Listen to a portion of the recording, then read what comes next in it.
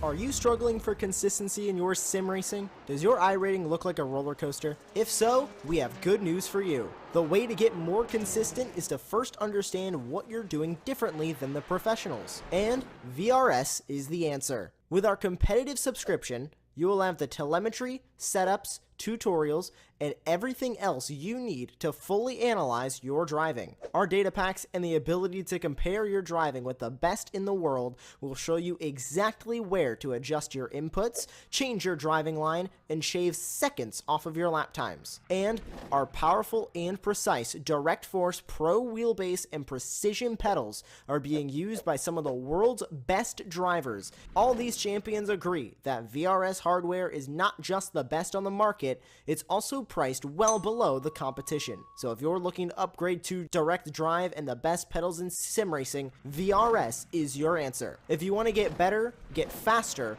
and make it happen sooner rather than later, you owe it to yourself to find out why so many people are switching to VRS. You'll be so glad that you did. Visit www.virtualracingschool.com and learn why the best use VRS.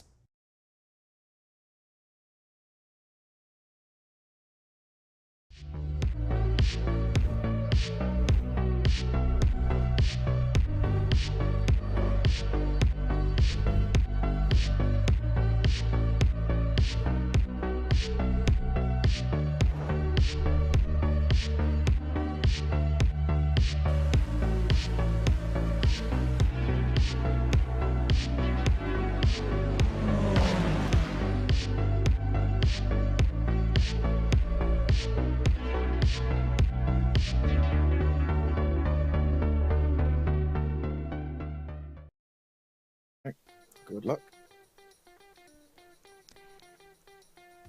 Hello and welcome to the Radical Racing Challenge live on Apex Racing TV. This is week 2 of the Strength of Field series and we are here at Okayama for this round of the championship. My name is Sam Fitzpatrick and alongside me for this evening is Aaron Smith, and I am also doing the broadcasting as well as we are lining up at this classic Japanese venue, Aaron, a circuit that everyone knows on iRacing ever so well. Everyone's done rookies around this circuit, and so I think everyone should feel like coming back home to this track. Yeah, I can't really see anyone making too many mistakes, as you were saying. Plenty of experience these drivers must have. I mean, everyone having quite high ratings, so maybe a first-time trip in a while for some of these drivers back to Okayama, but it's a fairly lovable, fairly simple track, and I think we can see some very intense racing today. And I am certainly looking forward to it. Absolutely, yes. It should be a really good one. We've got a few returning names, and of course, round 1 of the championship was particularly entertaining. A last lap move from Aaron Baba, being able to get him the race victory. We wait to see if he is going to be able to repeat that this week, as we are just preparing for qualifying at the moment, and we'll soon come into this 8-minute qualifying session where the drivers can set 2 lap times, and usually it's the second one which is a little bit quicker when the drivers have got a bit more freedom for themselves, and so I can push that little bit more and be able to extract that extra small amount of lap time. This is our car number 1 for this evening. It is Nathan Moore. He lost out on the race win last time. He led every part of the race bar the last half lap. You'll be hoping to come back from that this time. Last week, of course, and we were at Spa, which is a very high slipstream circuit. This week, very different. It's going to be a lot more about sorts of the positioning of your car, and I feel like you can't necessarily do what Barber did last time, where you just wait behind to the last lap to make the move. This time, you got to be quicker on it, you got to be faster up the order, you need that track position sooner. Yeah, I mean, this is a very simple circuit in terms of its design, very fast sweeping corners, and only really 1 or 2 slow corners, mainly towards the last part of the track. But yeah, Spa and Okayama are pretty much 2 completely different circuits, very 2 different setups, and yeah, I mean, holding back until those straights, can't really do that around this track, because there is really only 1 long straight. Breaking into that hairpin, As you were saying, these drivers have to be on it constantly if they want to keep up with the chasing pack. But yeah, I mean, it's going to be interesting to see what some of these drivers do, whether they do try and hold back, or, as I was just saying, whether they do just push, because this is a track where you have to just be on the limit 24/7, because with all these fast corners, you want to be right on the edge of the track, on those, hitting those apexes and making the most out of every inch. Especially in these cars, as we were talking about just before we went live, they seem to be very understeery, but this season I think iRacing have dialed back on that slightly. But yeah, I mean, it's going to be really intriguing to see what some of these drivers do. And you're talking about hitting every apex, maximising the course as much as possible. I'm sure this man is going to, well, he's done it so far. He was on pole position. He's not anymore. Let's see if he can go back to the top. Nunes was able to go faster. Barber able to improve, but not significantly enough. And, well, Luis Nunes, a driver we don't usually see in the championship, he is right there. But Nathan Moore manages to go even faster. That is an absolutely epic time there from the seed number 1. Pole sitter last time out at Spa, and it looks like he's going to take pole position once again here at Okayama. There's very few drivers left to set in time. In fact, by my reckoning, I don't think anyone else is going to be able to set a lap time. So that will be your grid for you. And well, what a good lap that was from Nathan Moore at the end of the session there, and because he was he had some work to do after his first lap. I think without that improvement, he would have been a fair bit down the order. But he managed to deliver, and that sort of demonstrates why he's got such a excellent iRating as he does. Yeah, I was just about to mention, with an iRating as high as 8,000. I mean, you sort of expect that from a driver like Nathan, to just put in those extra few hundredths of a second. And as you saw towards I think on his in-lap, he was dialing in his clutch to get a perfect start, which is, you know, just the extent that he goes to, even after finishing his qualifying lap, still trying to think ahead onto the race and maximize his potential, especially at the start, since the rundown into turn 1 here isn't very long. And, you know, who knows, we might see Nunes go for a late move if he can get the jump on more. But yeah, I mean, from first to third, half a second nearly, that was an astounding lap by Moore, it must be said. Yeah, it really was, yeah. And, I mean, I thought Nunes had it in the bag. I mean, Nunes so far clear of Barber. That's an amazing effort, but it was not meant to be for him. Woodward just crossing the line there. I don't think that was a lap time, so it's a little bit confusing with how Okayama does its laps because of where the pit lane is located. So we actually had a few more lap times than I thought there would be, which was always good. But now everyone has put in the lap times. That's why the session has advanced a bit quickly. About a minute of qualifying still remaining there, but everyone's done their lap time, so we'll get on with the race. And we will go through our grid. It is Nathan Moore on pole position alongside Luis Nunes. Then it is Aaron Barber in 3rd position. Ant Castles lines up in 4th position. Good to see Pure Motorsport being represented out there. David Piazza in 5th position. Then it's Andreas Friedrich, Rafael Blanco, Pablo Yogla, Tommy Vitsens, LJ Mason, Cheyenne Najam, Abdul Al-Amri, apologies. And then it is Kenji Muratsa, Robert Woodward, Damien Guy, Kevin Norton, Gary Truby, Nihad Glusic, Daniel Viramontes, and Gregorio Luengo rounding out the order. Good to see, and I say this a lot of weeks, admittedly, good to see lots of new drivers on the grid. And of course, with it being a new season as well, particularly promising that we've still got a lot of drivers interested in tackling this car. Aaron, how important do you think turn 1 is going to be around for this race? I think it won't be as important as you might think, because on lap 1, these drivers are probably going to just think, send it. I mean, with that long straight, the back straight, I think that will be the braking zone most important on this first lap, not really into turn 1, as I think some of these drivers might hang back and wait for that hairpin. But yeah, this is going to be an exciting race. Here we go then. 5 lights are on. More from the pole position. And away we launch. It's a dreadful start for Nunes. Look at the start for one of the drivers on the inside. I think that's Piazza just absolutely storming up the inside right there. But it's still more leading the way. Barber moving up the order straight away. 5 positions also for Nunes. We've got a big crash in the background with Luengo getting involved. Vitens, Joglar, Viramontes, Morata as well, potentially a bit. Most of those drivers I think still running in this race. Not too much damage sustained. But it's more leading the way. 1 place gained for Barber so far. 2 places gained for Piazza. He was the one on the inside just absolutely storming his way through the order. Also good start for Rafael Blanco as well, the Uruguayan, up into 5th position within the first half lap. Yeah, I mean, that was a dreadful start for Nunes, down 5 places already. But are any drivers going to go for a move into this hairpin? Well, you see a lock up there from Piazza. I couldn't quite see. Yeah, the number 10 car. I couldn't quite see who it was off camera, but yeah, just getting the braking all wrong into the hairpin.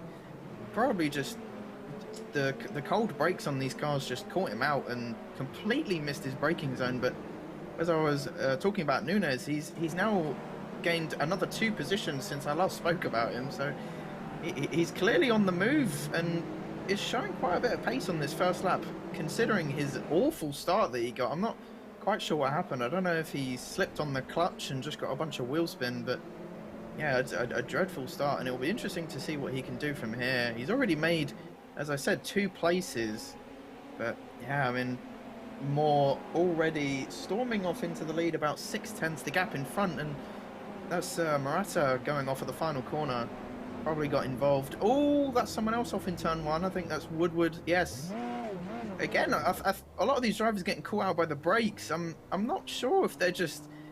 I don't know if they're just not expecting these cold brakes to not bite as much as they were. But I mean, very confusing. Some of these drivers getting the brakes all wrong. But yeah, Nathan Moore storming into the lead, and yeah, he's got a fairly comfortable gap with Baba behind, and behind him you see Ant Castles battling for 3rd place, and they're already about 1.5 seconds behind Baba. But yeah, the field is already really spread out. Oh my god.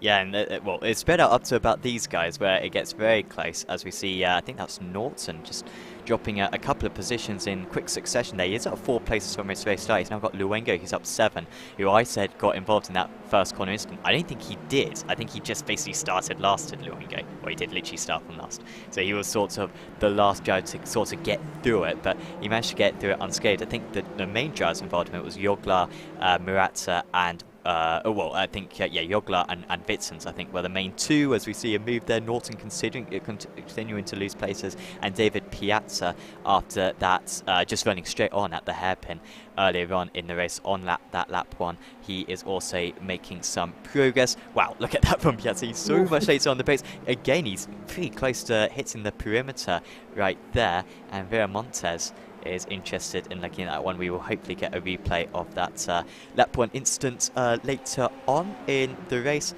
once the action starts to calm down. But yeah, you can see the gaps up on screen between these drivers as Piazza lunging at every corner right now. Yeah, I mean, especially this midfield battle, these drivers are just teasing each other, like shoving their nose down the inside, and the Luengo bogging down the back straight, and he's going to lose about 3 positions here maybe. When he nearly gets in contact with Wittens behind him. Dad, I'm not sure what happened. I don't know if he just wanted to back out and not risk anything, but yeah, he's lost 2 positions down that main straight. I don't know if the slipstream is that powerful around this track, but as we see David Piazza going down the inside, that was a pretty dive-bomby move. It seems like it's the only way to get past around this track. Just absolutely send it into these low-speed corners. Well, he got the move done, so fair play. And as we see, a new fastest lap by Nathan Moore, 1:23.896. He is so much quicker than the rest of the field right now, and he's comfortable in the lead, about 1.5 seconds ahead of Baba behind. And as we were saying earlier, with an iRacing about 8,000, I mean, you sort of expect that from him, wouldn't you? Yeah, it's really impressive from Moore. And yeah, after Baba was able to beat him last time out, it was unclear really who was the faster out of the pair of them, because it was such a tactical race in the end. The draft was so strong, it kept the pair of them very much in play for the entire race. But yeah, it was tricky to tell who had the absolute best of one another, but it seemed like well, at least this week it is clear that Moore has got the edge on his rival, as this pack are still battling along. That's Yogla getting past Vera Montes. Yogla down 8 places from his start. He got involved in a T1 incident, and that is why he is moving his way through the order. You can just see the amount of confidence, the amount of extra speed that some of these drivers are carrying into these corners. Seems to be the major difference. And then just getting it stopped and still getting the same exit outs of each one of them. And it's only a matter of time until Yogla is able to get past these next few. Piazza now at the front of this train should start to pull away. Apologies, of course, Piazza's actually got a bit of a gap, so it's actually Norton at the front of this train. He's had a tough time with this so far, and he had a great start, but since then it's just been trying to hold on to all those positions he originally gained. Yeah, and he's really struggling, as we see further up the field. Guy trying to defend from Piazza behind, and Piazza is really on the move at the moment. And as you were saying, got a comfortable gap from Norton behind. And yeah, he's lost another place as well. I think whilst we cut off, yeah, he lost another place. He's now down to 14th. His pace has really dropped off ever since like that first lap or two. I'm not really sure if he's just, if in that first lap he just managed to avoid all the incidents and got really lucky. Who knows? But yeah, at the moment he's really struggling. He might even lose another place.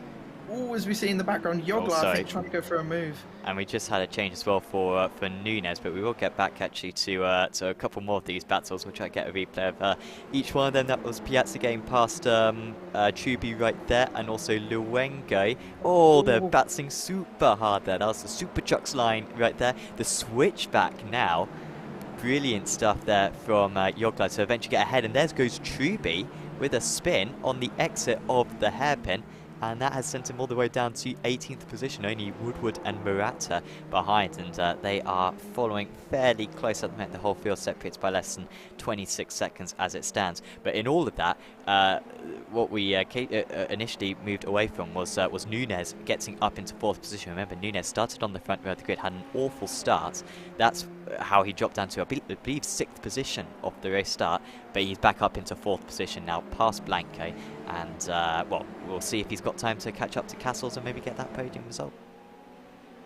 Yeah, we'll have to see if he can set any quick lap times. His last lap time was around 0.3 of a second slower than the cars in front of him. So unless he picks up the pace, I'm not sure he'll be able to get onto that podium. But as we look at a replay now of Luis Nunes getting past, can't quite see who that is. Blanco.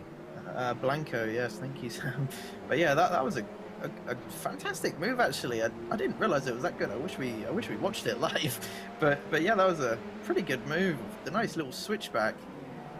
Yeah, I mean, fantastic job from him. But I think now he just needs to get his head down and focus on the drivers ahead. And yeah, he does really need to pick up the pace, because the 3 drivers ahead of him are very, very close in terms of lap times.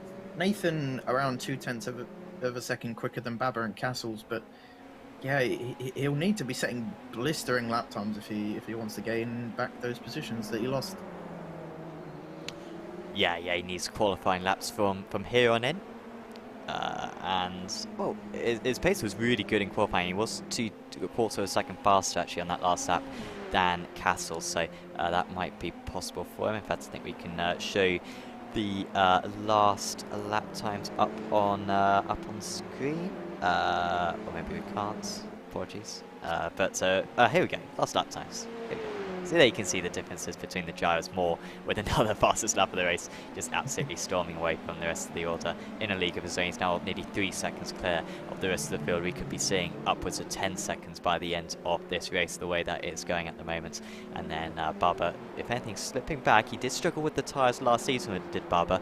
Shouldn't be so much of an issue this season, but the European driver could potentially be at threat if he cannot improve on those lap times. As we see a huge slide there for Blanco, I believe that was. He loses a bunch of time.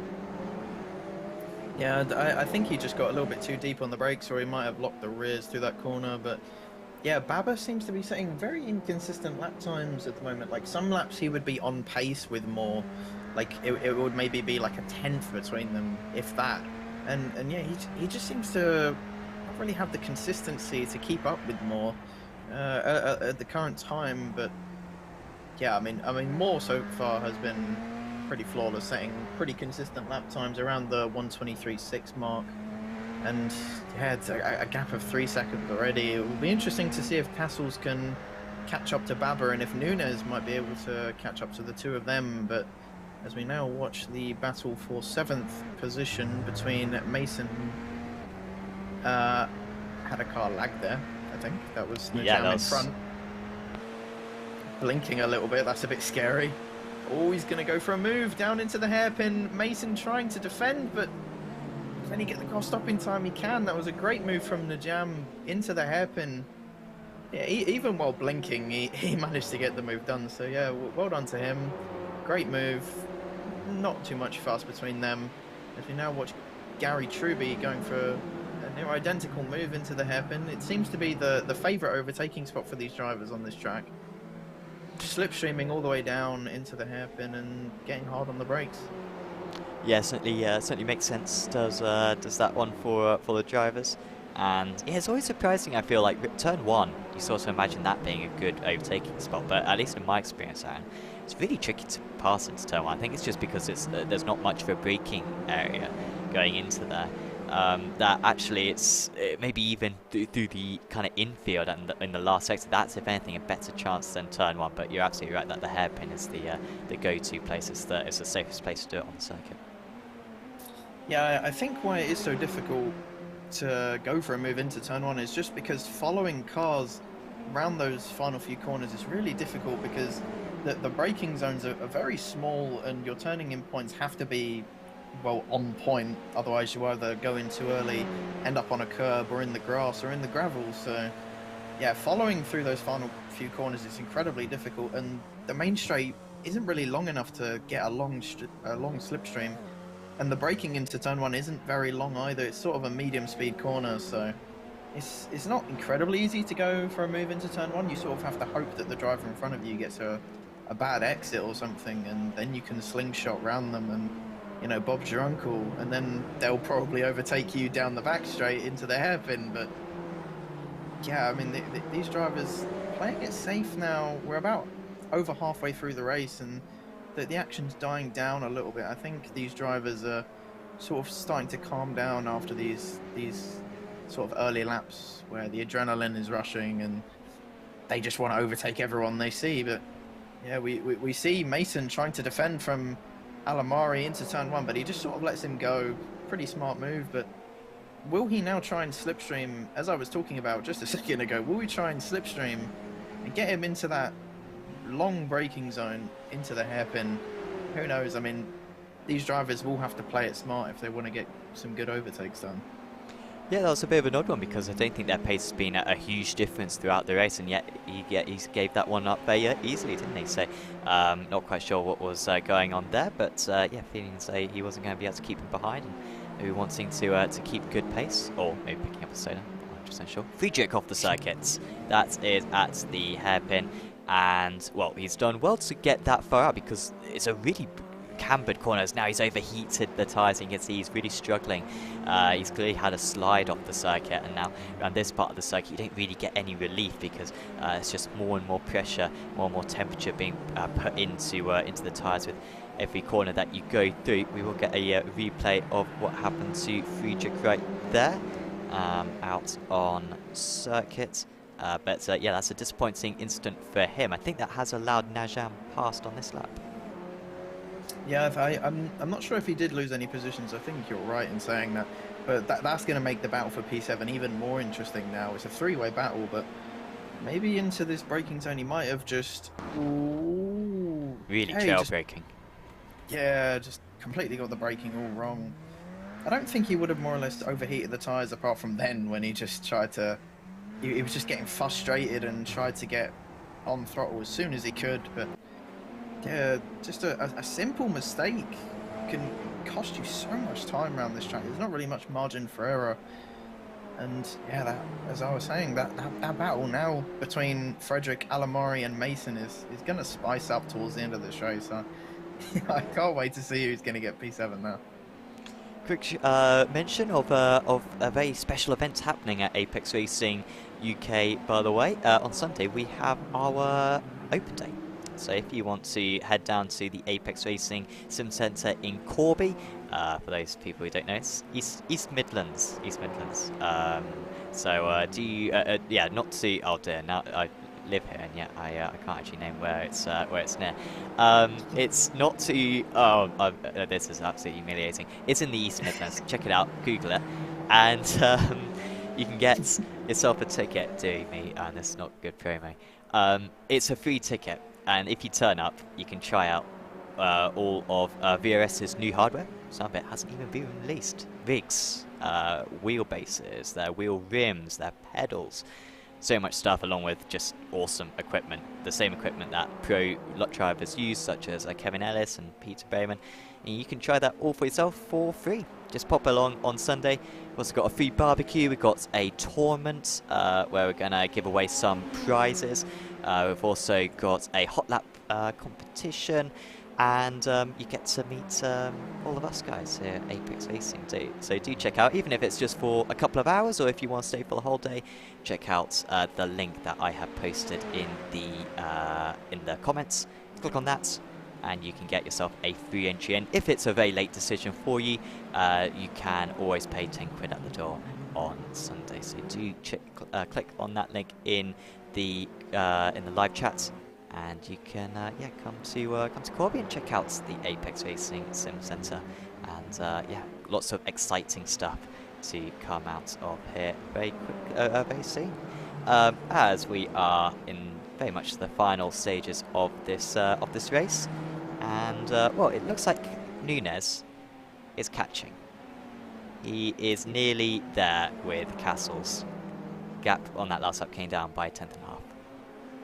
Yeah, just as you were talking, I was watching that gap just come down and down and down, and was about to mention that. Yeah, I mean, I don't know if it's more Castles has just fallen off the pace or Nunes has picked up the pace, but yeah, on that last lap he was about 2/10, about 1.5 tenths quicker, and I do think Nunes will probably get past with ease down this back straight, getting the slipstream.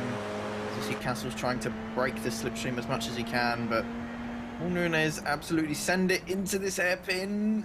Oh, there's going to be contact, and there is ever so slightly, but they managed to keep it on the track, but only just. Yeah, Nunes absolutely sends it into that corner. Not really an overtaking opportunity, it must be said, but that was super close between these two. Oh, he's done it again. It was a bit of a half-hearted move, honestly. The first one was half-hearted. That one was a little bit half-hearted again, but he's at least got alongside. Now he's trying to squeeze his rival as they head back through the right-hander. Double right here, so it's definitely going to be advantage Castles, who is going to have a lot of work to do if he's going to hold on to this, because this is like watching Marquez and Dovi from a few seasons ago, where, you know, we're just seeing dives at every single corner. And it is Nunes who is ahead finally of Castles. It was surely just a matter of time, because Aaron, he was just going for it every single corner there. I mean, in half a lap, we saw 3 dives there from Nunes. And in the end, as the defending driver, eventually, you're going to be done if you keep on leaving space on the inside. Yeah, I mean, I was surprised, and you can see Castles flashing Nunes ahead. But yeah, I'm just calling back to what you said about 10 laps ago. You don't really go for a move into turn 1. It's those final few corners which is actually a better opportunity to catch your rival out and sort of force them to get a poor exit. Yeah, just send after send from Nunes, and that was exciting racing to watch. And yeah, he's just pulling away now, but nevertheless, that was some very respectable driving from both of them to not end up in a wall. And yeah, that was probably the most exciting action we've had all race. Yeah, I think we don't have stewards for this. It's just an official series. So, of course, if you want to sign up next week, do so. You might get into a top split. A couple of splits tonight. And I think the lowest I-rated driver, I'm not actually sure, if I'm honest. But I think it's about 2K. In fact, we can show that up on screen, the I-rating of every single driver out there. And yeah, I think it's Gary. Yeah, 2.1K then.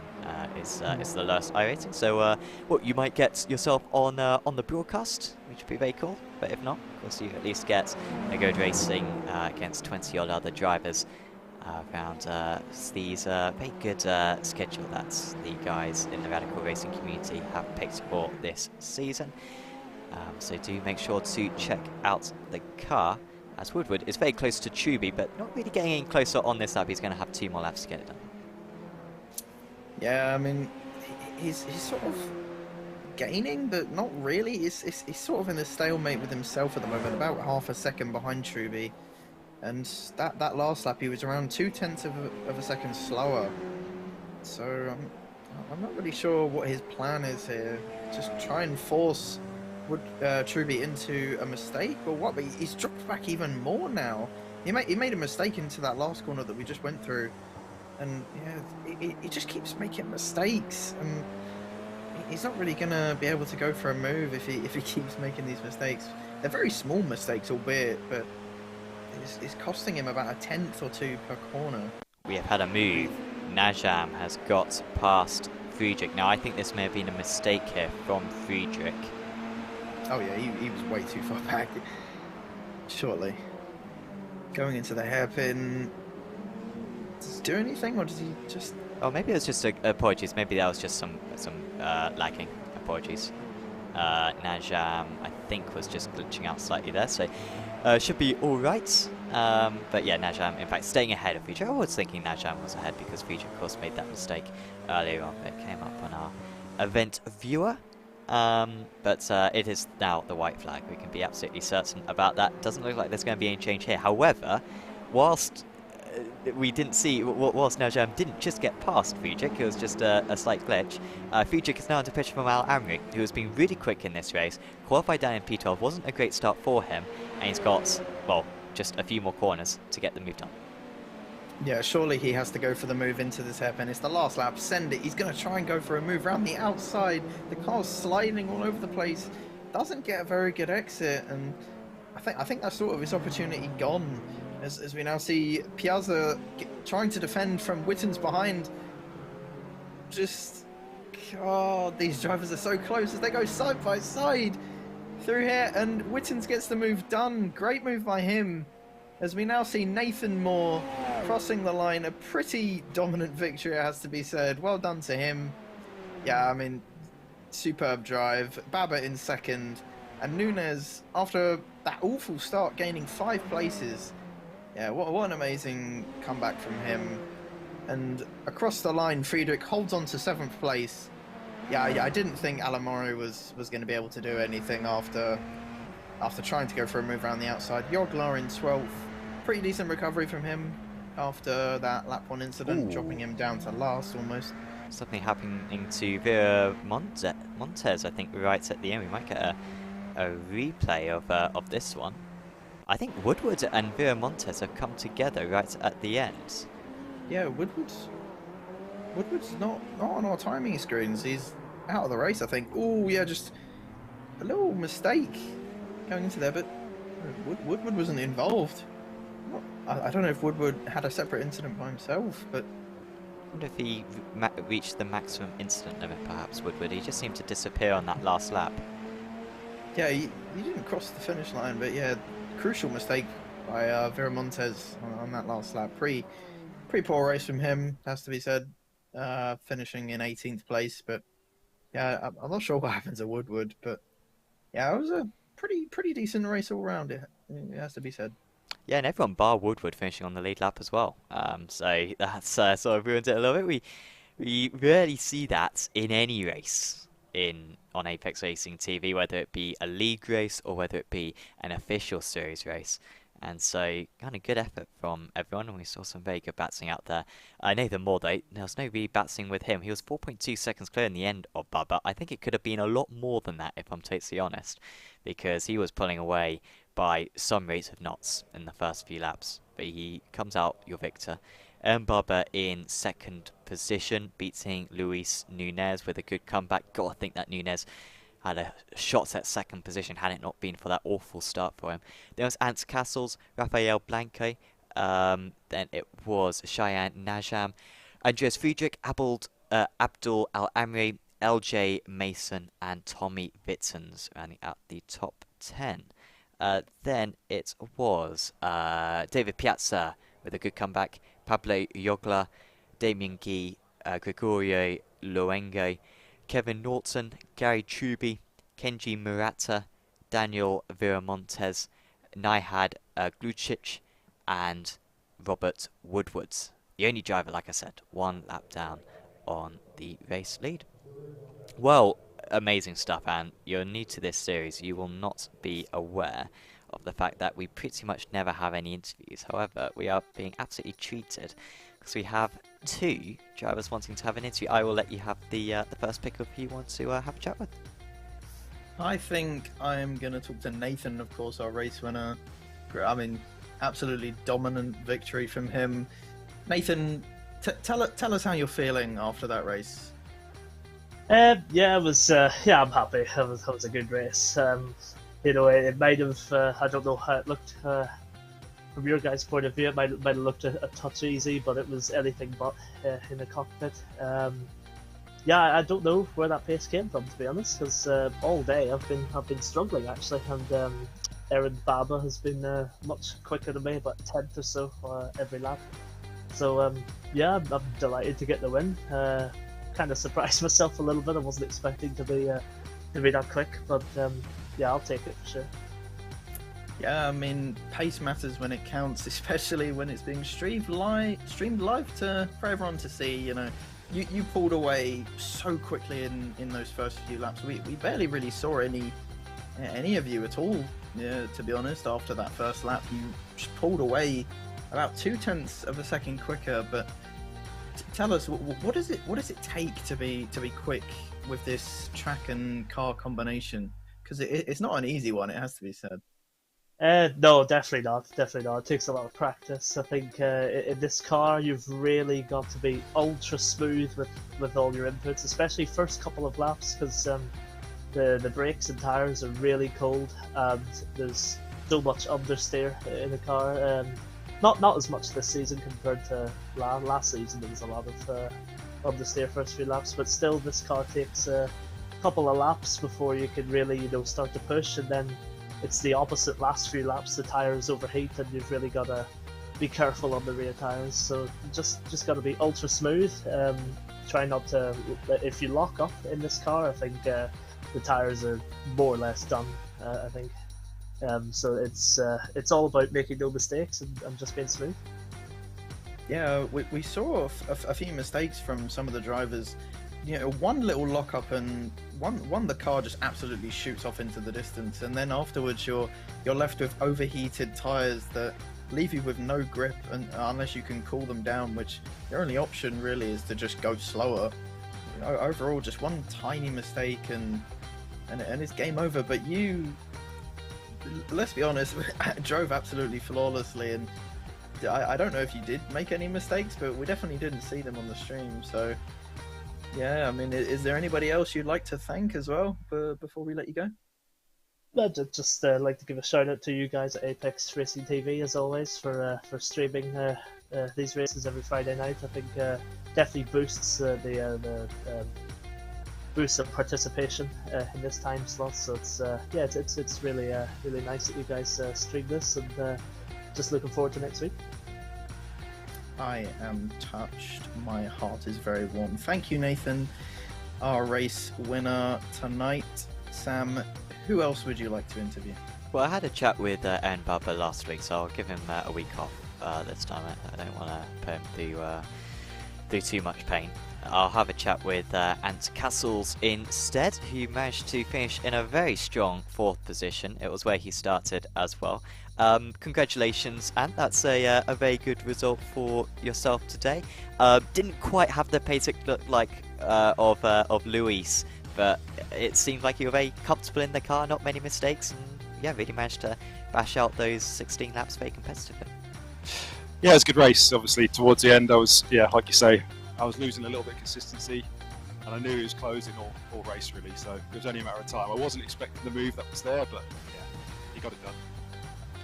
Yeah, it seemed like it was going to be very tricky for you to hold him back. I mean, he seems to just be diving into sort of every other corner there. I mean, what did you think about that fight? Do you think it was all fair on your side, or do you think yeah, maybe he was a bit over aggressive. It's just racing. He saw a gap, he went for it. I personally don't think it was there, but we kept it clean and everyone finished. So. And how have you found this SR10? I mean, I believe that you, of course, faced it last season as well. Are you still finding new things with this SR10? Do you feel like you're improving week on week, or do you feel like you've really got this car now kind of nailed underneath you? To be honest, I ignored it last season. I really struggled with it. I struggled with it last week at Spa. This week, for some reason, it feels pretty good.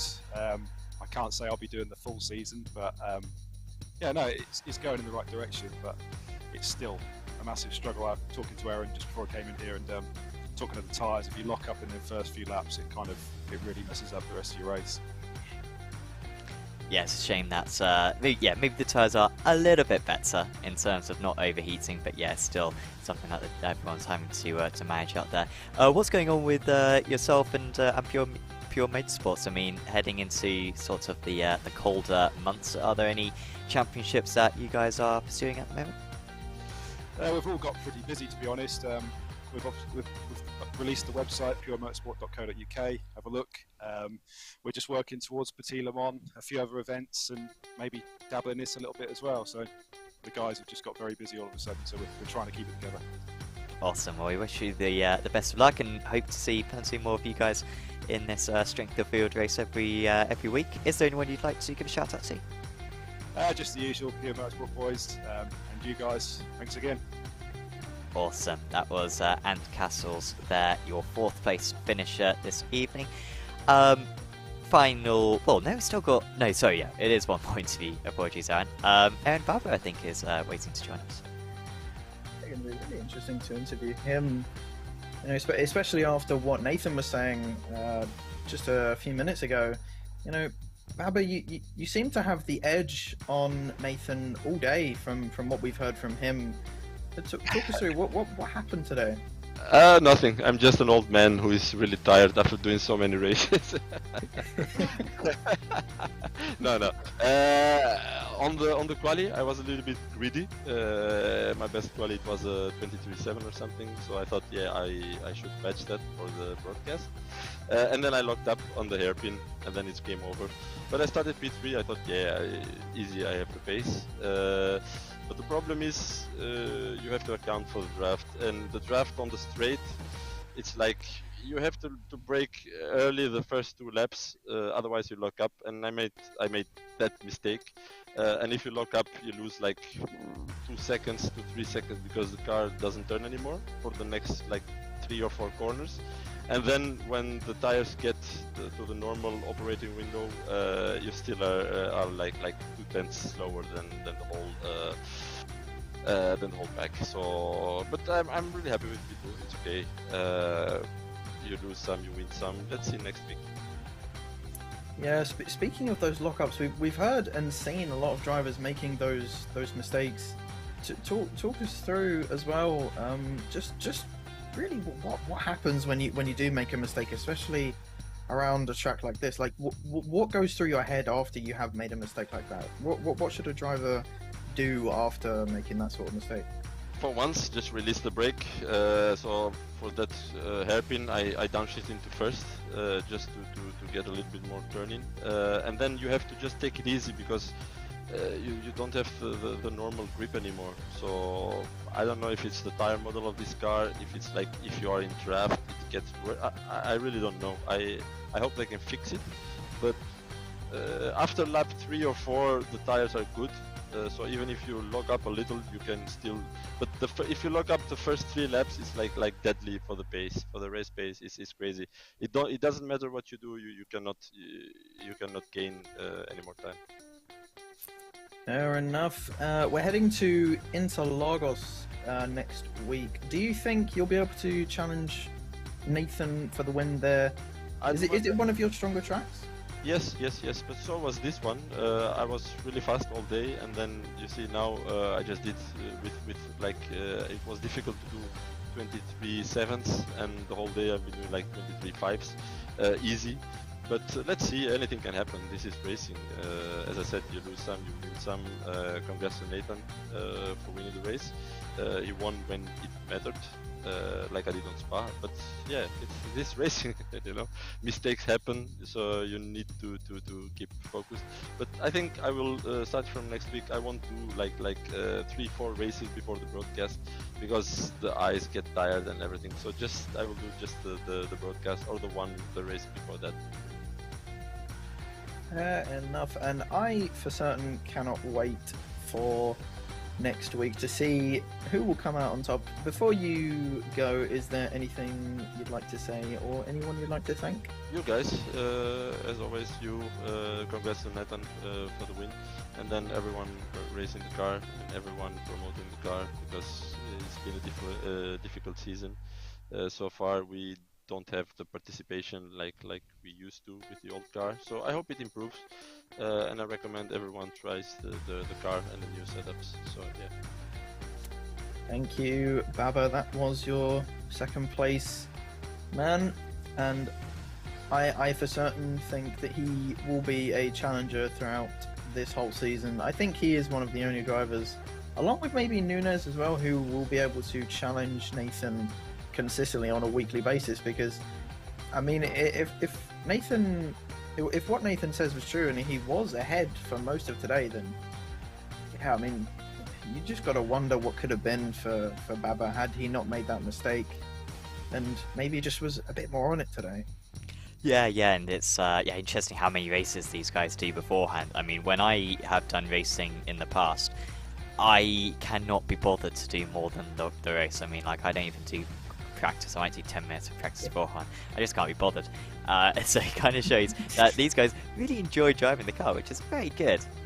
Because I mean, even if you want to win, I mean, it's still tricky to kind of get that practice in, to get the motivation. But it kind of shows how happy Aaron is in the car. But yeah, seemingly he won't be doing quite as many races next time out, and we'll just be doing the one warm up in order to get in shape. We haven't really given any shout outs to a few of our sponsors, but a quick shout out to all them, SDK Gaming, of course, provide our overlay. Just check out sdk-gaming.co.uk. Apex Racing Academy and Virtual Racing School, both offering great data packs, and those data packs including setups, track guides and coaching sessions. So do check out Virtual Racing School and apexracingac.com. Their links are all in the description below. And of course, don't forget our open day, the Apex Racing UK Open Day. On Sunday, you can still get yourself a free ticket and join the 50 plus people who have already signed up for the event. That is almost it for us. And just a quick word on Interlagos, the next round of the championship. Another Grand Prix circuit that we're heading back to after Spa. Now, of course, it's a bit more of a club circuit, but back to the Grand Prix tracks. How do you think these cars are going to deal with that middle sector in particular? I think it's going to be a real challenge for these drivers, especially since, I mean, driving Interlagos in, say, a Formula car like Formula 3 or Formula 1, it is incredibly easy to lock even a tiny bit into one of those middle sector corners, and I do really think that you're going to need a lot of practice for some of these drivers, because if locking up around here is going to cost you a lot of time, around Interlagos it's going to cost you your race probably. I mean, some of those braking zones are going to catch those drivers out, whether they're trying to go for a move or just trying to set a quick lap time. I mean, it's going to cost them so much time, and I do think that whoever is the most consistent and can nail those braking zones will probably come out on top, whether it be Nathan, Baba, Nunes, or someone we've never heard of, or who wasn't even in the fight for the win today. Who knows? I do think it's going to be very, very interesting to see who comes out next week on top. Absolutely, and it's an interesting element because just that tiny mistake that you make, which even on the broadcast it's tricky to spot. And I mean, if you're driving along, and you weren't aware of the effects of it, you wouldn't be aware of it. But just a small lock-up can really change your race in this car. It's quite a unique thing, and it's going to be something which is going to be very interesting over the next 10 weeks that we broadcast this championship. That is pretty much all for us this evening. Of course, if you've enjoyed this broadcast, do leave a like on it, subscribe to the channel, check out all our future streams. We are broadcasting live from the studio we have at the Apex Racing Sim Center tomorrow for the ARA F3 Virtual Racing School Super Series, and we'll be racing in that one as well, so you can cheer him along. We've also got 3.5 tomorrow evening as well. We've got Spec Racer Ford on Sunday, IGP Fun on Sunday as well, along with our Open Day event, which is going to be a very cool broadcast lasting about 3.5 hours long, I think, so it's going to be a tough day for the broadcasters on that one. And then we've also got loads of other series. Ricmo Tech, we've got, of course, GT Americas, ARL GT Americas, and loads of others coming up on the channel. So do check out the YouTube channel, subscribe to it, and you can catch all our streams and check out our social media page as well, Twitter, Instagram, and Facebook. But for now, from myself, Sam Fitzpatrick, from Aaron Smith as well, we are going to say goodbye, and we will see you back next time at Interlagos. See you then. Are you struggling for consistency in your sim racing? Does your iRating look like a roller coaster? If so, we have good news for you. The way to get more consistent is to first understand what you're doing differently than the professionals. And VRS is the answer. With our competitive subscription, you will have the telemetry, setups, tutorials, and everything else you need to fully analyze your driving. Our data packs and the ability to compare your driving with the best in the world will show you exactly where to adjust your inputs, change your driving line, and shave seconds off of your lap times. And our powerful and precise Direct Force Pro wheelbase and precision pedals are being used by some of the world's best drivers. All these champions agree that VRS hardware is not just the best on the market, it's also priced well below the competition. So if you're looking to upgrade to direct drive and the best pedals in sim racing, VRS is your answer. If you want to get better, get faster, and make it happen sooner rather than later, you owe it to yourself to find out why so many people are switching to VRS. You'll be so glad that you did. Visit www.virtualracingschool.com and learn why the best use VRS.